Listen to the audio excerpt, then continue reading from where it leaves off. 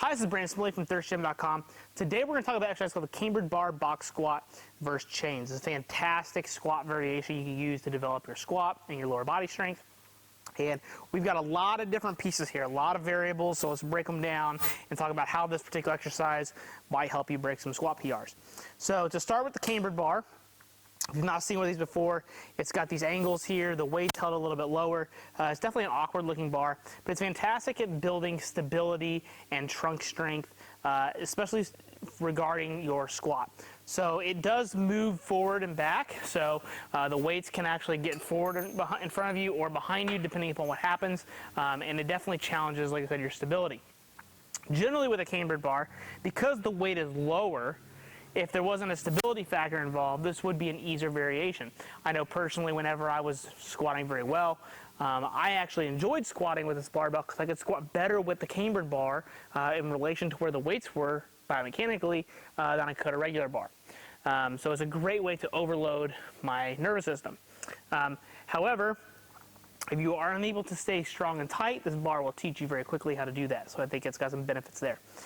Next, we're going to do a box squat. So the box squat, I think, is just shown to be very good in terms of developing hip strength, keeping the low back and hips relatively safe, really working on developing power from the bottom end position and some starting strength. And then we've got the chains here, which is going to let us overload a little bit at the top. But because of the chains, we can still have the stability factor where if we had a band variation, we would not. So we have all the cambered bar variations on our YouTube channel, so if you want to figure out which one works best for you, I will go through and watch those and figure out how that might help you.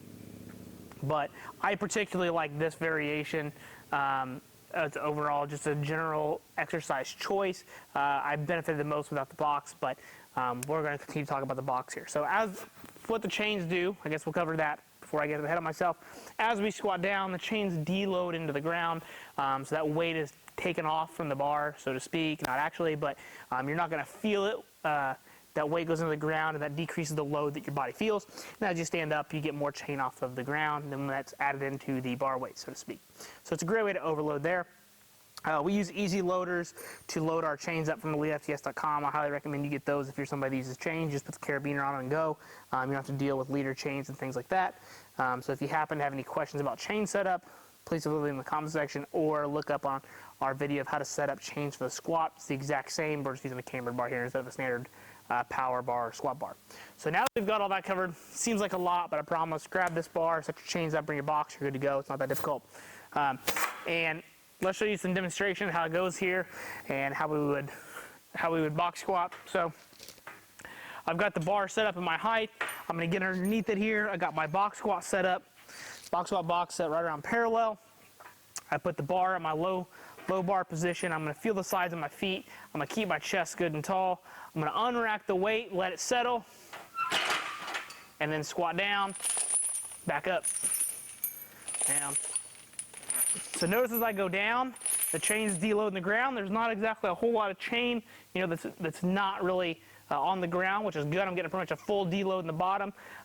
From a technique standpoint, my knees aren't in front of my toes like this. I'm in a good position here, sitting back, load my hips, and I can drive my back up into the bar to come up off the box.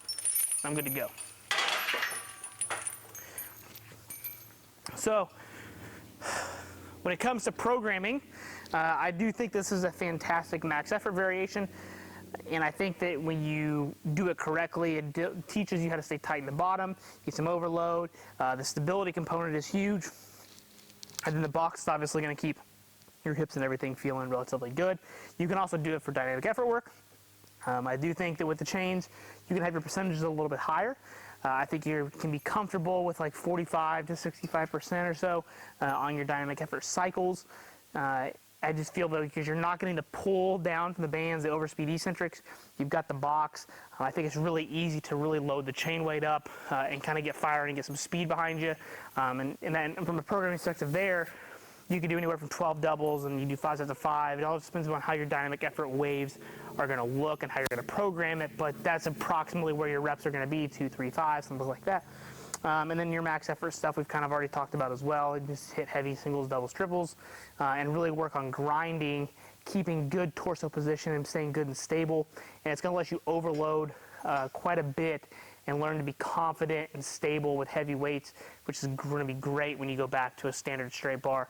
You're going to feel good, solid, and really in control of almost anything that you pick out of the monolift or out of the rack. So that's the Cambered bar box squat against chains. If you've got any questions, please feel free to leave them in the comment section. Thanks. Have a great day.